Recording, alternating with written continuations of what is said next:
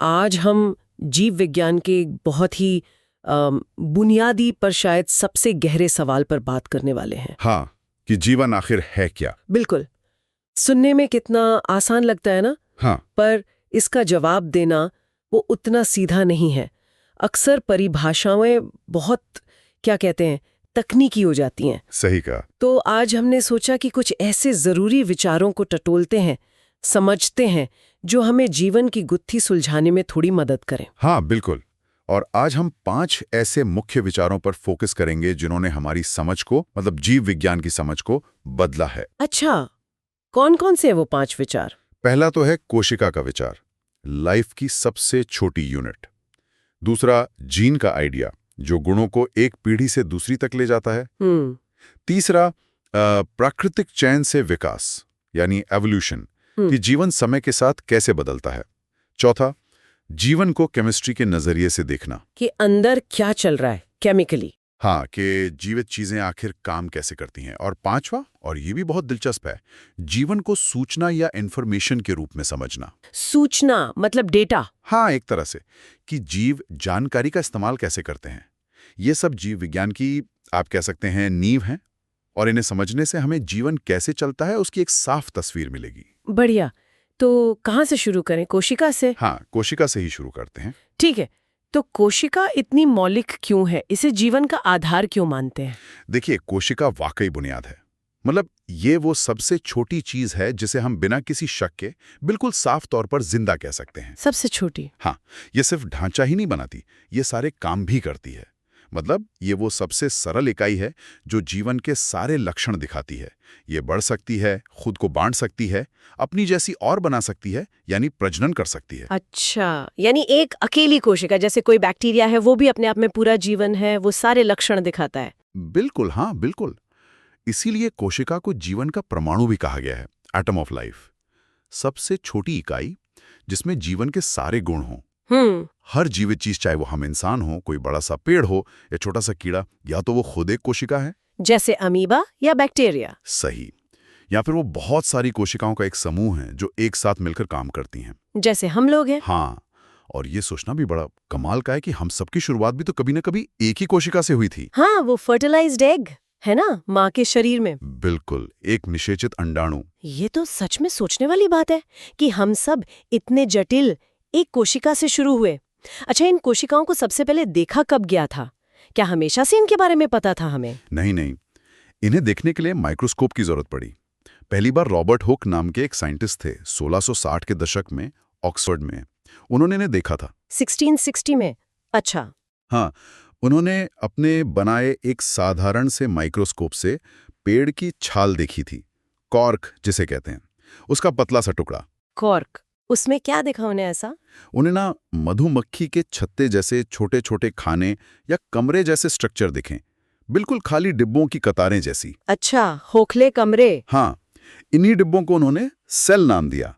Latin में इसका मतलब होता है छोटा कमरा, इसीलिए सेल। ओके। हाँ, और उन्होंने इसका जिक्र अपनी एक बहुत मशहूर किताब है माइक्रोग्राफिया, उसमें किया था 1665 में। माइक्रोग्राफिया।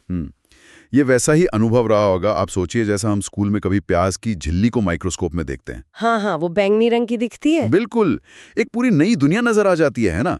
यही तो विज्ञान का जादू है कि औजार हमें वो दिखाते हैं जो हमारी आंखें नहीं देख सकती। सही कहा।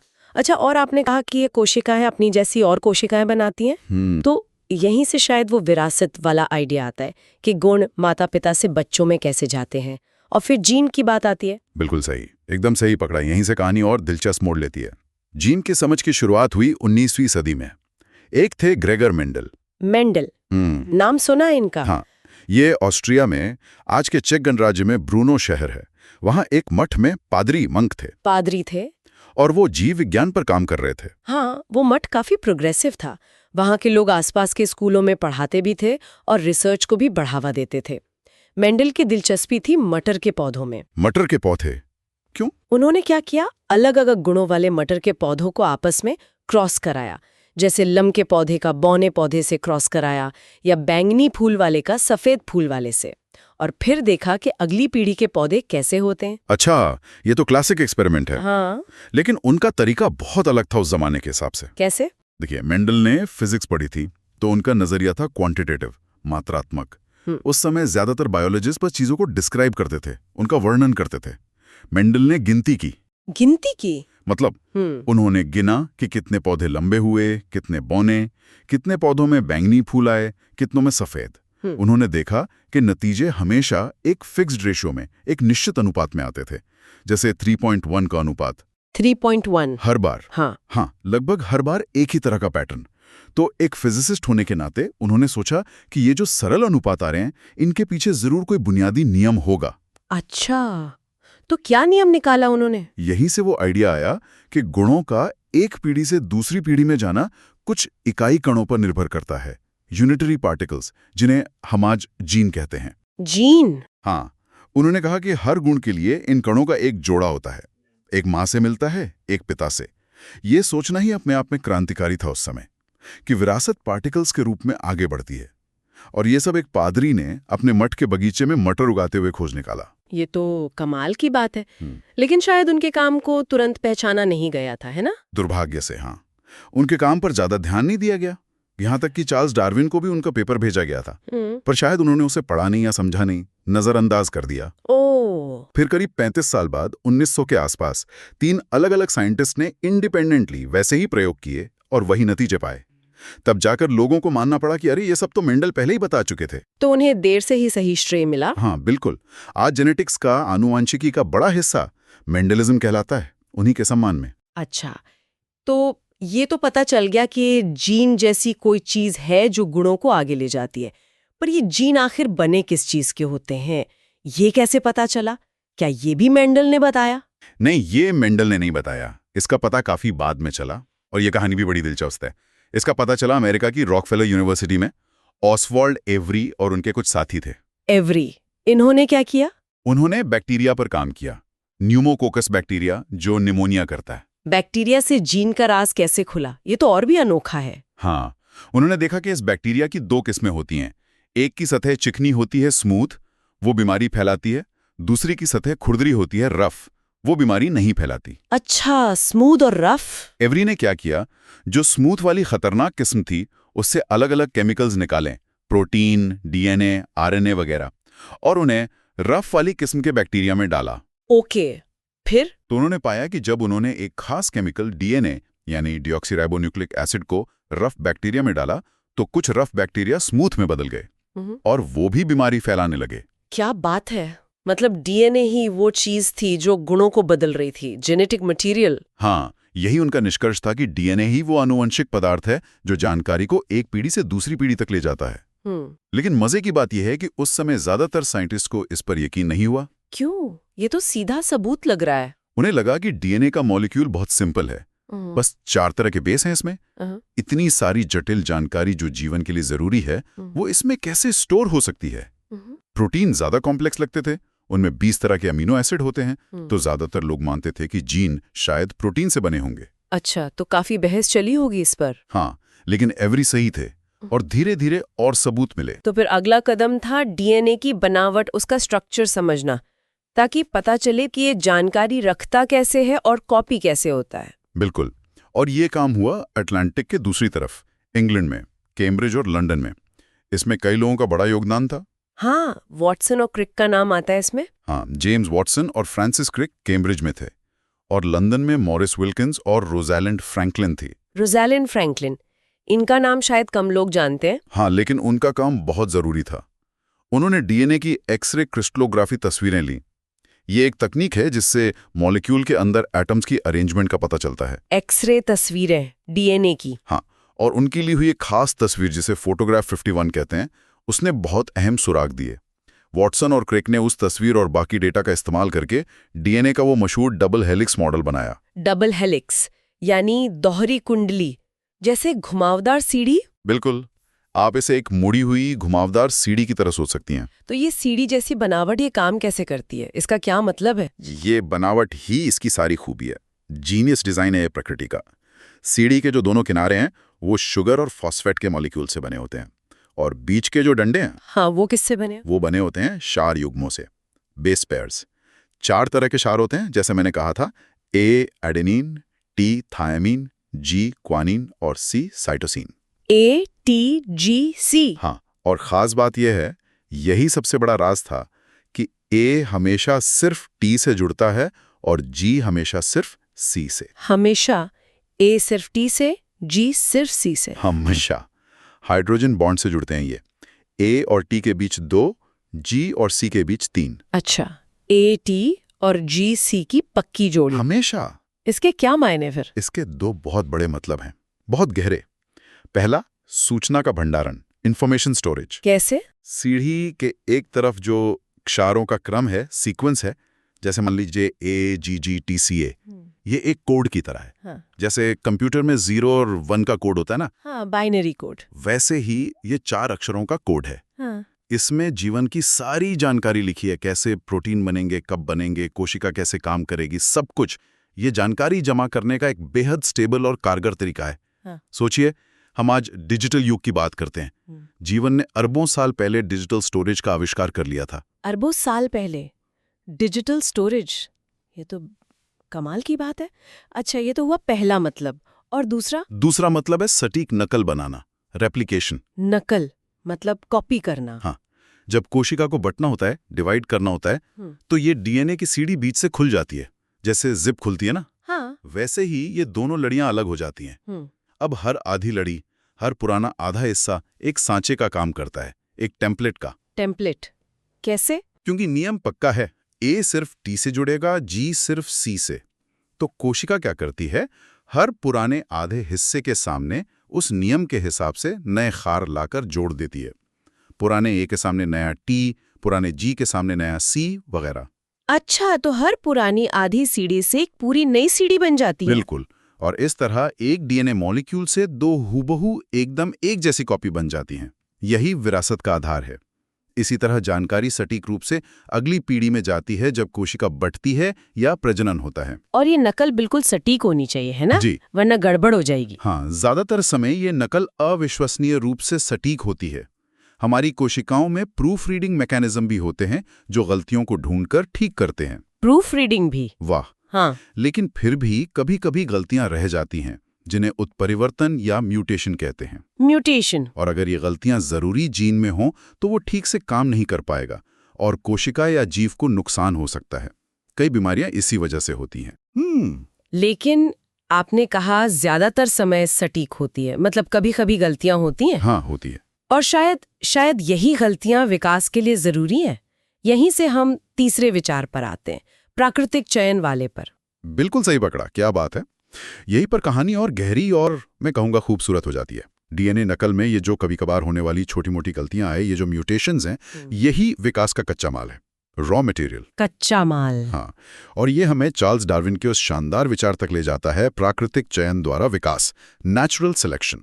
ये शायद जीव विज्ञान का सबसे ताकतवर और प्रभावशाली विचार है। डार्विन, हाँ, इनका नाम तो सबने सुना है, ओरिजिन ऑफ स्पीशीज। पर ये प्राकृतिक चयन का सिद्धांत है क्या, आसान शब्दों में? देखिए, डार्विन ने सालों तक दुनिया घूमी थी, बीगल जहाज पर। उन्होंने अलग अलग जगहों के जानवर, पौधे, जीवाश्म सब देखे। हाँ, गैलापागोस आइलैंड्स की फिंचेस वगैरह। बिल्कुल। उन्होंने देखा कि जीवों में बहुत विविधता है, वेरिएशन है, और वो अपने माहौल के हिसाब से कमाल के अनुकूलित, अडेप्टेड लगते हैं। हाँ। तो उन्होंने सोचा ये होता कैसे है। हाँ, कैसे होता है? उनका मूल विचार ये है, किसी भी जीव समूह में, जैसे इंसानों में ही देख लीजिए, सदस्यों के बीच छोटे मोटे अंतर होते हैं। कोई लंबा है, कोई छोटा, किसी की आंखें अलग रंग की हैं। ये अंतर आते हैं जीन में म्यूटेशन की वजह से। हाँ, वेरिएशन। अब इनमें से कुछ अंतर उस जीव को अपने माहौल में जिंदा रहने या ज्यादा बच्चे पैदा करने में थोड़ी ज्यादा मदद कर सकते हैं, बस थोड़ी सी बढ़त दे सकते हैं। जैसे मान लीजिए रेगिस्तान में रहने वाला कोई चूहा है। हाँ। अगर उसमें म्यूटेशन से ऐसा बदलाव आता है कि वो पानी को ज्यादा कुशलता से इस्तेमाल कर पाता है, तो उसके सूखे में जिंदा रहने की संभावना बढ़ जाएगी। अच्छा, तो जिन्हें ये फायदा मिलता है उनका क्या होता है? जिन्हें फायदा मिलता है वो ज्यादा जिएंगे और ज्यादा बच्चे पैदा करेंगे, है ना? हाँ। तो अगली पीढ़ी में वो फायदेमंद गुण वाले जीव ज्यादा होंगे बनिस्बत उनके जिनमें वो गुण नहीं है। और ये प्रक्रिया पीढ़ी दर पीढ़ी चलती रहती है। धीरे धीरे वो फायदेमंद गुण पूरी आबादी में फैल जाता है, आम हो जाता है। इसे ही डार्विन ने प्राकृतिक चयन कहा। प्राकृतिक चयन मतलब प्रकृति चुन रही है? हाँ, एक तरह से माहौल ही तय कर रहा है कि कौन से गुण आगे बढ़ेंगे। इसमें कोई बाहर का डिजाइनर नहीं है, माहौल की चुनौतियां ही डिजाइन तैयार कर देती हैं समय के साथ। इसका कोई और सरल सा उदाहरण? मान लीजिए एक जंगल है जहां पेड़ की छाल का रंग गहरा है और वहां पतंगे रहते हैं, कुछ हल्के रंग के, कुछ गहरे रंग के। अच्छा, अब चिड़ियां इन पतंगों को खाती हैं। ठीक है। गहरे रंग की छाल पर हल्के रंग के पतंगे आसानी से दिख जाएंगे, है ना? हाँ, चिड़िया उन्हें पहले पकड़ लेगी। सही। तो गहरे रंग के पतंगे बेहतर छिप पाएंगे, ज्यादा बचेंगे, ज्यादा बच्चे पैदा करेंगे। धीरे धीरे उस जंगल में गहरे रंग के पतंगों की संख्या बढ़ जाएगी। ये इंग्लैंड में औद्योगिक क्रांति के समय असल में देखा गया था। अच्छा, ये असलियत में हुआ था? हाँ, इसे इंडस्ट्रियल मेलेनिन कहते हैं। जब प्रदूषण से पेड़ों की छाल काली हो गई तो काले पतंगे ज्यादा हो गए। बाद में जब प्रदूषण कम हुआ तो हल्के रंग के पतंगे फिर से बढ़ने लगे। ये प्राकृतिक चयन का जीता जागता उदाहरण है। वाह, तो इसका मतलब ये हुआ कि जीव समय के साथ बदल सकते हैं, अडेप्ट कर सकते हैं। बिल्कुल। और अगर हम इस लॉजिक को पीछे ले जाएं और पीछे, तो क्या इसका मतलब ये है कि आज जितने भी जीव हैं वो सब कभी किसी एक ही पूर्वज से निकले हैं? यही इसका सबसे गहरा, सबसे प्रोफाउंड निष्कर्ष है। अगर सभी जीव बदलते हैं, नई प्रजातियां बनती हैं, तो इसका मतलब है कि पृथ्वी पर आज मौजूद सारा जीवन, इंसान, व्हेल, पेड़, फंगस, बैक्टीरिया, सब के सब अरबों साल पहले किसी एक साझा पूर्वज से ही विकसित हुए हैं, एक कॉमन एंसेस्टर से। हम सब हाँ, हम सब एक ही विशाल जीवन वृक्ष की अलग अलग शाखाएं हैं। We are all related. हम सब दूर के रिश्तेदार हैं। ये सोचना तो वाकई दिमाग घुमा देता है। हम सब रिश्तेदार हैं। एक बैक्टीरिया भी हमारा दूर का रिश्तेदार है। हाँ, बहुत दूर का, लेकिन है। ये हमें जीवन को देखने का एक बिल्कुल नया नजरिया देता है, एक जुड़ाव का एहसास। मुझे याद है, कुछ साल पहले युगांडा में पहाड़ी गोरिल्ला को देखने गया था और वहां एक बड़ा सा सिल्वरबैक नर गोरिल्ला था। उसके साथ कुछ पल बिताना, उसकी आंखों में देखना, ऐसा लगा जैसे मैं अपने किसी बहुत बहुत पुराने रिश्तेदार से मिल रहा हूं, जिससे हम लाखों साल पहले अलग हुए थे। ये आपको प्रकृति और दूसरे जीवों के प्रति एक जिम्मेदारी का एहसास कराता है। सही कहा। और वो प्रयोग जिसका जिक्र आपने पहले किया था कि इंसान का जीन यीस्ट में यानी खमीर में डाल दिया तो वो काम कर गया। हाँ, वो इसी गहरे जुड़ाव का, इसी साझा विरासत का सबूत है। सोचिए, इंसान और यीस्ट, हम कितने अलग हैं। हमारा साझा पूर्वज शायद 1.5 अरब साल पहले रहा होगा। 1.5 अरब साल? हाँ, फिर भी हमारे कुछ बुनियादी जीन जो कोशिका के सबसे जरूरी काम करते हैं, वो इतने मिलते जुलते हैं, इतने संरक्षित, कंजर्व्ड हैं कि इंसान का जीन यीस्ट की कोशिका में जाकर अपना काम कर सकता है। ये दिखाता है कि जीवन की जो कोर मशीनरी है वो कितनी पुरानी और कितनी साझा है हम सबके बीच। कमाल है। ठीक है, तो हमने बात की कोशिका की, जो जीवन की इकाई है, फिर जीन की, जो विरासत और जानकारी का जरिया है, और फिर विकास की, जो बदलाव और जुड़ाव का तंत्र है। पर ये सब चलता कैसे है? मतलब अंदर की मशीनरी क्या है? ये हमें शायद जीवन के चौथे विचार, रसायन विज्ञान यानी केमिस्ट्री की तरफ ले जाता है। बिल्कुल। आखिर में जीवन जो है वो फंडामेंटली जटिल रसायन विज्ञान का ही खेल है। एक कोशिका, जैसा मैंने कहा, असल में अणुओं और रसायनों का एक थैला है और उसके अंदर हर पल, हर सेकंड हजारों तरह की रासायनिक क्रियाएं, केमिकल रिएक्शंस चलती रहती हैं। हजारों एक साथ? हाँ, खाना पचाना, उससे ऊर्जा निकालना, नए मॉलिक्यूल बनाना, डीएनए कॉपी करना, प्रोटीन बनाना, ये सब केमिकल रिएक्शंस है। इतनी सारी क्रियाएं एक साथ एक इतनी छोटी सी जगह में, ये कैसे मुमकिन है? क्या सब घालमेल नहीं हो जाता? नहीं, घालमेल नहीं होता। और ये मुमकिन होता है खास तरह के मॉलिक्यूल्स की मदद से, जिन्हें एंजाइम कहते हैं। एंजाइम, सुना है ये नाम। एंजाइम असल में प्रोटीन होते हैं ज्यादातर, और ये उत्प्रेरक का काम करते हैं, कैटलिस्ट। कैटलिस्ट मतलब ये केमिकल रिएक्शंस को लाखों करोड़ों गुना तेज कर देते हैं, लेकिन खुद उस रिएक्शन में इस्तेमाल नहीं होते। और सबसे खास बात, हर एंजाइम आमतौर पर सिर्फ एक ही खास तरह की रिएक्शन को तेज करता है। वो बहुत स्पेसिफिक होते हैं। अच्छा, हर काम के लिए अलग एंजाइम? लगभग, हाँ। इसीलिए कोशिका में हजारों अलग अलग एंजाइम होते हैं जो अलग अलग काम संभालते हैं। तो ये प्रोटीन ही है जो असल में सारा काम करते हैं? हाँ, कोशिका के ज्यादातर काम प्रोटीन ही करते हैं। वो स्ट्रक्चर बनाते हैं, सिग्नल भेजते हैं, ट्रांसपोर्ट करते हैं, और सबसे जरूरी, एंजाइम बनकर केमिकल रिएक्शंस चलाते हैं। और जीन का इनसे क्या कनेक्शन था? आपने कहा था जीन जानकारी रखते हैं। यहीं पर वो जुड़ाव है जो हमने पहले डिस्कस किया था। जीन, जो डीएनए से बने हैं, असल में प्रोटीन बनाने की विधि है, रेसिपी हैं। रेसिपी? हाँ, डीएनए में जो AGCT का सीक्वेंस होता है वही तय करता है कि प्रोटीन में कौन कौन से अमीनो एसिड किस क्रम में जुड़ेंगे। अमीनो एसिड ये क्या होते हैं? प्रोटीन इनसे बनते हैं? हाँ, अमीनो एसिड प्रोटीन बनाने की ईंटें हैं, बिल्डिंग ब्लॉक्स। करीब 20 अलग अलग तरह के अमीनो एसिड होते हैं जो आमतौर पर इस्तेमाल होते हैं। 20 तरह के? हाँ, और सबके अपने अलग अलग रासायनिक गुण होते हैं। कोई पानी को पसंद करता है, हाइड्रोफिलिक, कोई नापसंद, हाइड्रोफोबिक, कोई पॉजिटिव चार्ज वाला है, कोई नेगेटिव, कोई बड़ा है, कोई छोटा। अच्छा, अलग अलग पर्सनैलिटी वाले। बिल्कुल। और जब ये अलग अलग अमीनो एसिड डीएनए के कोड के हिसाब से एक लंबी लड़ी में जुड़ते हैं तो वो लड़ी सिर्फ सीधी नहीं रहती, वो इन अमीनो एसिड के गुणों की वजह से अपने आप खास तरीकों से मुड़ती है, फोल्ड होती है और एक जटिल त्रिआयामी 3D आकार ले लेती है। 3D आकार? हाँ, और प्रोटीन का यही 3D आकार तय करता है कि वो क्या काम करेगा। जैसे किसी एंजाइम का आकार ऐसा होता है कि उसमें खास मॉलिक्यूल सबस्ट्रेट आकर फिट हो जाते हैं और फिर रिएक्शन होती है। तो डीएनए जानकारी स्टोर करता है और प्रोटीन उस जानकारी के आधार पर फोल्ड होकर अपना काम करते हैं। ये तो कमाल की व्यवस्था है, जानकारी डीएनए में, काम प्रोटीन का। लेकिन फिर वही सवाल, इतनी सारी अलग अलग रिएक्शन, इतने सारे एंजाइम एक छोटी सी कोशिका में बिना गड़बड़ी के कैसे साथ साथ चलते हैं? इसका राज है कंपार्टमेंटलाइजेशन। कंपार्टमेंटलाइजेशन मतलब हिस्से बनाना? हाँ, छोटे छोटे हिस्से या खाने बनाना।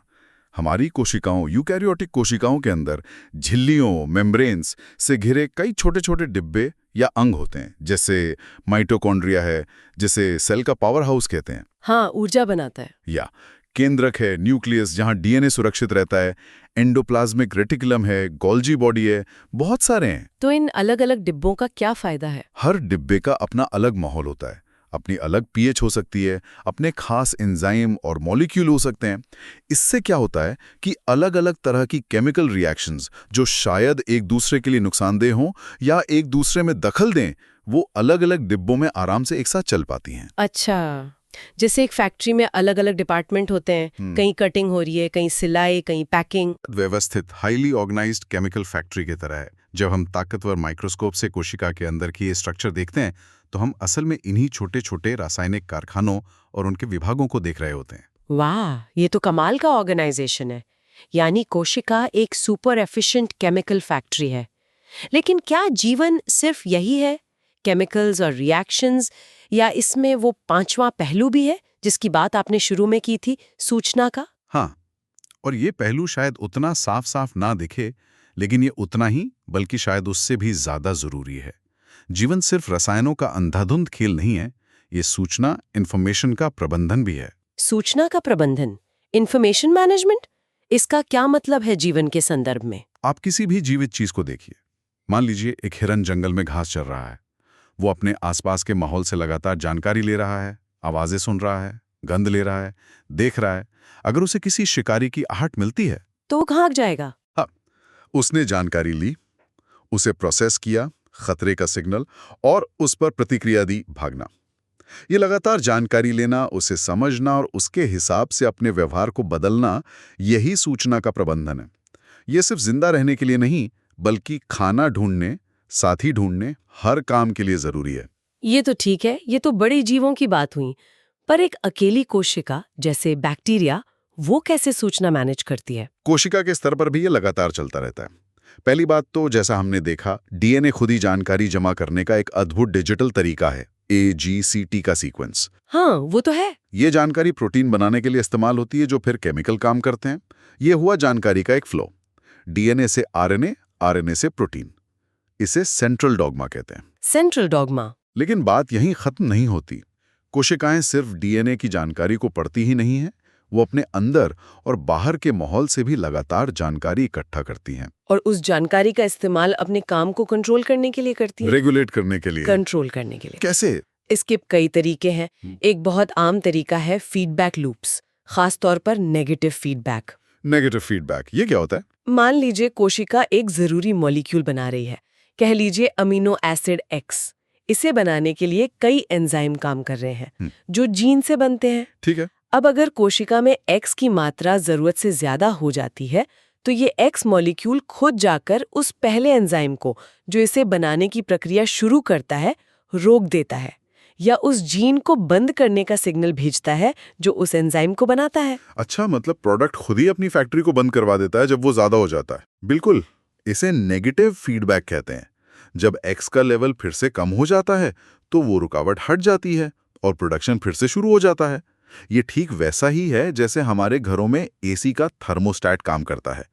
तापमान ज्यादा हुआ तो एसी चालू, कम हुआ तो बंद। वाह, ये तो बड़ा स्मार्ट सिस्टम है। बहुत स्मार्ट। इससे कोशिका अपने अंदर चीजों का संतुलन बनाए रखती है, जरूरत के हिसाब से चीजें बनाती है, बर्बादी नहीं करती। इसे कहते हैं होमोस्टेसिस, अंदरूनी माहौल को स्थिर बनाए रखना। और ये सब सूचना के इस्तेमाल से होता है। कोशिका लगातार माप रही है कि उसके पास क्या कितना है और उस जानकारी के बेस पर फैसले ले रही है। तो इसका मतलब कोशिका सिर्फ एक केमिकल मशीन नहीं है, बल्कि एक सूचना प्रोसेसिंग मशीन भी है, एक तरह का कंप्यूटर। हाँ, बिल्कुल। रसायन विज्ञान और सूचना, ये दोनों पहलू मिलकर ही जीवन को संभव बनाते हैं। आप डीएनए के डबल हेलिक्स स्ट्रक्चर को देखिए, वो केमिस्ट्री है। लेकिन ये समझना कि वो स्ट्रक्चर एटीजीसी पेयरिंग के जरिए जानकारी को कैसे स्टोर करता है, कैसे टेम्पलेट बनकर कॉपी होता है, कैसे उसका कोड प्रोटीन बनवाता है, ये सूचना का पहलू है। केमिकल स्ट्रक्चर का बायोलॉजिकल मतलब तभी निकलता है जब हम उसे इंफॉर्मेशन के संदर्भ में देखते हैं। केमिस्ट्री और इंफॉर्मेशन दोनों साथ साथ। हाँ, और जीवन की ये जो सूचना प्रणाली है, ये हमारे बनाए कंप्यूटर के हार्डवेयर सॉफ्टवेयर से काफी अलग है। इसे कभी-कभी मजाक में वेटवेयर कहते हैं। वेटवेयर। हाँ, क्योंकि ये सिलिकॉन चिप्स पर नहीं, बल्कि पानी वाले माहौल में, तरल माध्यम में काम करने वाले अणुओं पर आधारित है। यहाँ कनेक्शन फिक्स नहीं होते, उन्हें बदला जा सकता है, रिवायर किया जा सकता है। ये कंप्यूटर की दुनिया से लिया गया एक रूपक है, एक मेटाफर, सीधी तुलना नहीं। समझ गई। तो ये 5 विचार हो गए: कोशिका, जीन, विकास, रसायन विज्ञान और सूचना। अब अगर हम इन सबको एक साथ रखें तो जीवन की क्या तस्वीर उभरती है? क्या हम अब जीवन को परिभाषित करने के करीब पहुंचे हैं? शायद वो एक लाइन वाली शब्दकोश की परिभाषा तो अभी भी मुश्किल है। लेकिन हाँ, इन विचारों से हम जीवन के कुछ बुनियादी सिद्धांत, कुछ कोर प्रिंसिपल्स जरूर निकाल सकते हैं। क्या है वो सिद्धांत? पहला, जीवित चीजें भौतिक रूप से बंधी हुई इकाइयां होती हैं, जैसे कि कोशिकाएं। वो खुद को बाहरी दुनिया से एक बाउंड्री, जैसे सेल मेम्ब्रेन, से अलग रखती हैं। ये उन्हें अंदर एक व्यवस्थित माहौल बनाए रखने में मदद करता है, जिसे दुनिया की अव्यवस्था, एंट्रोपी बिगाड़ने की कोशिश करती रहती है। खुद को अलग रखना, ठीक है। दूसरा, वे जटिल रासायनिक मशीनों की तरह काम करती हैं। वो बाहर से ऊर्जा और पदार्थ लेती हैं, उन्हें एंजाइमों की मदद से प्रोसेस करती हैं और अपने काम चलाती हैं। मेटाबॉलिज्म जिसे कहते हैं। Metabolism, okay. तीसरा, वे सूचना मशीनों की तरह भी काम करती हैं। वो जानकारी इकट्ठा करती हैं, डीएनए में जेनेटिक जानकारी और माहौल से सेंसरी जानकारी। उसे प्रोसेस करती हैं और उसके आधार पर प्रतिक्रिया देती हैं या अपने काम को रेगुलेट करती हैं। ठीक है। और चौथा, उनमें विरासत की एक प्रणाली होती है, यानी जीन, जो डीएनए से बने हैं। ये जानकारी को स्टोर करते हैं और अगली पीढ़ी में पास करते हैं। और इस प्रणाली में थोड़ी बहुत भिन्नता, वेरिएशन भी आती है, म्यूटेशन के जरिए। वेरिएशन, हाँ। और इसी वेरिएशन पर 5वां सिद्धांत काम करता है, प्राकृतिक चयन द्वारा विकास। जिन जीवों में माहौल के हिसाब से फायदेमंद वेरिएशन होते हैं, वो ज्यादा सफल होते हैं और समय के साथ आबादी वैसी ही बन जाती है। इसी से जीवों में वो कमाल का अनुकूलन, वो पर्पस जैसा डिजाइन दिखाई देता है। जैसे आंखें देखने के लिए बनी हैं या पंख उड़ने के लिए, ये विकास का नतीजा है। तो ये 5 सिद्धांत हो गए: इकाई होना, रसायन चलाना, सूचना इस्तेमाल करना, विरासत रखना जिसमें बदलाव आए, और उससे विकास होना। मोटे तौर पे ये जीवन का मूल तर्क को, उसके लॉजिक को पकड़ते हैं। ये सिर्फ परिभाषा नहीं है, ये जीवन के काम करने का तरीका बताते हैं। ये वाकई गहरी समझ देता है। ये रटने वाली परिभाषा से कहीं ज्यादा है। बिल्कुल। और अंत में वो एक विचार जो मेरे मन में बार बार आ रहा है इस पूरी चर्चा के दौरान, कि अगर विकास के जरिए हम सब, पृथ्वी के सारे जीव, एक साझा पूर्वज से जुड़े हैं जी। अगर हम यीस्ट जैसे जीव के साथ भी अरबों साल पुरानी मशीनरी साझा करते हैं, तो फिर इस ग्रह पर जो बाकी जीवित चीजें हैं उनके प्रति हमारी क्या जिम्मेदारी बनती है? वो सच में हमारे दूर के रिश्तेदार हैं, जैसा आपने कहा? हाँ, ये एक बहुत गहरा और जरूरी सवाल है। ये हमें अपने स्थान के बारे में और हमारी जिम्मेदारियों के बारे में सोचने पर मजबूर करता है। बिल्कुल। तो ये थी जीवन के कुछ बुनियादी सिद्धांतों पर हमारी आज की बातचीत। उम्मीद है कि सुनने वालों को ये जानकारी भरी और दिलचस्प लगी होगी। हाँ, उम्मीद तो यही है। इस बारे में क्या विचार है? क्या ये नजरिया जीवन को समझने में मददगार लगा? कैसा लगा ये सब सुनकर? हमें जरूर बताएं। आपकी प्रतिक्रिया से हमें आगे और बेहतर करने में मदद मिलेगी।